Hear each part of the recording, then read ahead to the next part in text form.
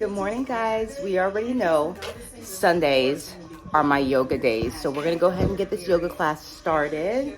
And then I'm going to lunch today around noonish. I'm going to lunch. So this is my little yoga setup. Oh, I don't want to cover you guys up. Here are my blocks. And I usually just do it in my room next to my bed. But there we go. But yeah, we're doing yoga this morning. This is usually my every Sunday routine. I love yoga on Sundays because that's my downtime. That's when I unwind. So yeah, it's yoga Sundays. You'll know that once you come back and visit my channel. All right, let me get started with Chelsea. She's my favorite instructor.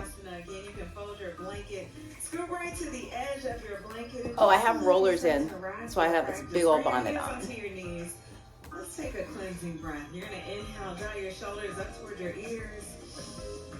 Exhale, then back around and down. I want you to stretch your heart forward, and then you're going to exhale around the spine. This is a seated cat-cow. Nothing too hard here. Inhale, heart opens. Exhale, you round. Body is feeling right now. Press one heel down and then the other. Rock the hips left and right. Taking a deep inhale, y'all. See if you can find your center here. Lift onto the tippy toes, lifting the heels up. Exhale. Rise up, high mountain. Exhale. We're going to move into our flow. Listen to your body every step of the way. Inhale. Sweep your arms up. High mountain. You're going to sit down into your hips. Root down, rise up. Crescent lunge. Inhale. And for an inhale, last one. Exhale, warrior two. Peaceful warrior. Left arm up, right hand, back leg. Extended side angle, left elbow bends, right bicep over the ear. Inhale, peaceful warrior. Cartwheel it down, pivot on the back toes. Step back, plank. Exhale if you want to try coming all the way down. Inhale, cobra or up dog. And we're going to meet in downward facing. Exhale. Inhale. Exhale, peaceful. Right arm up. Maybe taking a brief child's pose. Just closing out our flow. Draw the hips back. Taking a deep inhale. And exhale. We come back to this space, this posing, to honor and to bow to the parts of us that showed up today. I'm proud of you for showing up. Thank you for choosing yourself. And thank you for choosing Peloton Yoga. I am Chelsea Jackson Roberts. Until next time. May peace be with you. So note to self, I struggled with this bonnet on doing the downward dogs because it's so, like I said, I have rollers in my hair, so I needed it, but I will never do yoga again with this bonnet on. I'll use something that ties it down, but I have to go to lunch here in about 2 hours, so that's why I tried to curl my hair, but never again. This was getting in my face, it was getting distracting, but it was still a good yoga set. Hey guys, happy Vlogmas day 8. Okay, so you saw my morning started off so well, right? I got up, I made the bed, I did some yoga, I did my Bible study. I'm on my way to lunch right now. Okay, y'all gotta tell me if I'm wrong, okay? For real, like, I know I'm not wrong. I know I'm not wrong because I know I'm not doing this out of a bad place. My neighbors on the right side drive me freaking insane, okay? We live in the HOA, and since we've been here, I don't care if she sees this, I don't think she watches YouTube, but even if she does, this isn't something I haven't said to her face before, so, and I'm not trying to be messy, but I'm frustrated, right? So when we first got here, her dogs used to get out all the time because she had 3 dogs, and she had a big one, a medium, and a small one, right? They used to get out all the time because their fence was broken. Well, I had her number when I first got here because when we bought our house, she had left me a note and she was just like, welcome to the neighborhood. Do you have any kids? I have a kid that's this age and that age, whatever. Which we were empty nesters at the time.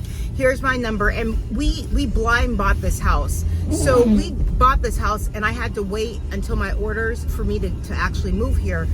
So we got here a month after she left me that note. So when I got here, my realtor had grabbed the note and she's like, hey, your neighbor left you this note because she was checking on the house for us.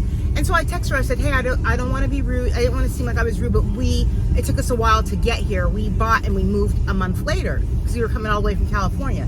Anyways, that's how I got her phone number, because I probably would have never had it. So her dog started getting out, and it's because her fence was broken. They just had like a little rock there. And you know, she has a dog, 3 dogs, had 3 dogs because 2 of them just passed away this year. But I have a dog. So my issue was like, girl, if I don't want to hurt your dogs, because if your dogs are on my property and they come after my dogs, there's going to be a problem. I didn't say it like that, but I would be like, hey, her dogs would set off my Ring camera even when I was at work, and I'd be like, hey girl, your dogs are out again. After like the 4th or 5th time, yeah, I was frustrated. Girl, fix your fence, right? Fix your fence. So the dogs hadn't gotten out for a long time. We live in an HOA in the town that I live in. And our driveways are big. Like, they're really, really big in our area. You are not supposed to leave your vehicles out on the street for more than 24 hours at a time. That's the law. That is like the law. I mean, if you don't want to live in a town like that has laws like that, then you probably shouldn't live in a town like that. If you don't want to follow HOA rules, you probably shouldn't live in an HOA. I'm not a Karen, but I'm respectful. I'm respectful of the people who live on either side of me. I'm respectful to the neighborhood. I understand that rules are rules and rules have to be followed.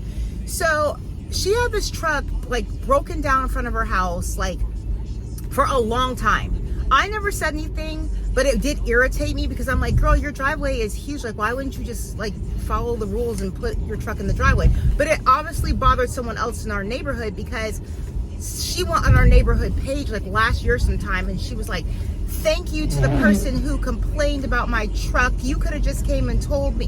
Why I gotta tell a grown person what the rules are? Why do I have to tell you what the rules are that you already know? That's not my responsibility. You're an adult. You should know that. Okay, that's like part of the backstory of what's going on. A couple vlogs back, I think last week, actually Thanksgiving, when my parents were here, somebody TP'd their house. She has 2 kids, teenagers. I figured maybe her kid had beef with somebody at school. I don't know. It could be that. Like, I don't know what goes on in schools anymore, because like I said, we are empty nesters. I didn't say anything about it, but she left the toilet paper like in the tree for like 4 or 5 days. And I was like, so this chick is really not gonna like take down this toilet paper? Like, she's gonna leave it there? So some of it blew into my yard. I didn't say nothing. I picked it up because I didn't want it in my yard, and I got rid of it. So I noticed, like, after some of it blew away or cleared, like, the people came back and TP'd their house again. So I knew that it had to be like a vendetta against somebody in that house, right? So like, the HOA lady, her and I are cool. So I was like, girl, like, what are we doing here? Toilet paper and tree, like, is this what we're really trying to do to the neighborhood? Even my neighbor on the left side, who I get along with so well, she told my husband, she's like, when's she gonna take down that toilet paper? So it was bothering everyone. I do yoga this morning. I meditate. I read my Bible study, and like, I have my phone on Do Not Disturb when that happens. So my husband had taken Gigi for her walk, and then I looked at my phone when I was done doing all those things, and it said, look outside at such and such's yard. I go outside. The house has been TP'd for the 3rd time, but this time, like, they really, really, really went in. And I'm like, I'm not looking at this for another week straight. So I text her. I'm like, good morning. I was just like, I don't understand what's going on with the vandalism in your home, but I was like, I'm tired of picking up toilet paper from your home that's landing on my property, and I would really like this cleaned up as soon as possible. I was just like, this is getting ridiculous now. This is the 3rd time, and you're not even removing the toilet paper. And I'm like, this is becoming a really inconvenience, and it's making the neighborhood look bad. I straight up told her just like that. I don't think that was rude. Like, I'm straight up to the point. She texted me back. She says, I'm out of town, and you don't have to worry about me anymore because I'm moving this summer, or whatever. That's what she says, right? I text her back. I was like, there's nothing. I said, this has nothing to do about me worrying about you. This has to do with common courtesy and respect. That's what this has to do with. This has nothing to do about me asking you to move. I don't care where you live. If you live next door to somebody, you should just be respectful. So she sends me back this thing. My neck and my back are hurting, and I just had a death in the family. And I get we all have things going on. She's like, I'm out of town. I'll get it taken down when I get back. You're out of town, but I've seen her kids. You got a kid in 9th grade, and you got a kid in 12th grade. Have them kids get off their butts and go take that toilet paper down. And so I text her back. I said, I understand that things happen. I completely understand that things happen, but this is the 3rd time, and it's worse now. And now, since you're out of town, I'm making you aware that your whole house plus your mailbox has toilet paper all over it, worse than the last 2 times, and I'm making you aware of the situation. She did come back and she said, I apologize if I seem like I had an attitude, but I'm going through a lot right now. We will get it cleaned up. And I said, thank you. And then she was just like, I'll try to get it done later on today. And I said, that's totally understandable, and left it like that. But I don't understand like why you thought that the first time they did it, you didn't have to remove it and you just let it build up. The second time they did it, and granted, I am empathetic to the fact that people have things going on. I have things going on. But I know that if I was out of town and I had a teenage daughter in the house, I would be like, I need you to take down this toilet paper. We're in an HOA. I don't want to be fined, because then if she would have gotten fined, I mean, the HOA's been really nice. They still haven't fined her. You know what I'm saying? So they've been really, really nice. And I don't understand why people think that it's okay to just do whatever they want to do. Like, it's so rude. It's like she didn't take us into consideration at all with the dog situation. And I'm telling you how I do. I have empathy. When her one dog got out before it passed away, like a few months ago, she had posted that her dog got out. It was at night. I was in my pajamas. I put on shoes. I drove around the neighborhood, me and my other neighbor on the left side. He's a little Frenchie. And so I was concerned. I was driving slow. We were looking for, it came about that the Frenchie had passed away. I don't know where they found it passed away, but the Frenchie had passed away. If I was just an evil person, I wouldn't have even went and helped look for the dog. You know, I love the fur babies. I'm here for the fur babies. But like, I just don't like dealing with adults that act like children and act like they are completely clueless to what's going on. So Merry Christmas to me, because she is moving this summer, since she said, and that's the best thing that I think I've heard all freaking week. Because girl, it's time for you to go. Another thing. So before her son's not old enough to drive, and she does work out of town a lot, right? And I don't want to be like a messy neighbor, but our backyards are huge. But like the first summer we were here, he was driving a 4-wheeler, and you know 4-wheeler ATV accidents happen a lot. He was underage. He's still underage, and he was driving it fast around like the backyard and like cutting in between the trees. I was having a panic attack, because I was like, if something happens to this kid, it's going to be on my conscience. But I was like, do I text the mother and say something? Do I not say something? Do I just say to myself, like, what do I do? Like, Lord, what do I do? And finally, like, I just panicked, because it looked like it was going to flip at one point, and then he kept driving it, and I knew she wasn't home. And I text her. I said, Jamie, I said, I'm really concerned. Your younger son is, doing this, that, and the other.